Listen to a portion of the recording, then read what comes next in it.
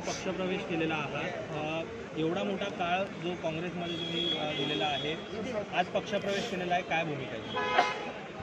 आता परत या पक्षामध्ये येऊन अतिशय चांगल्या पद्धतीनं काम करणं, पक्ष वाढवणं, पक्ष संघटना मजबूत करणं, आदरणीय नरेंद्रजी मोदीजींचा हात बळकट करणं, देवेंद्र फडणवीस साहेबांचा हात बळकट करणं, याच उद्देशानं आम्ही पक्षामध्ये हेच करणार आहोत.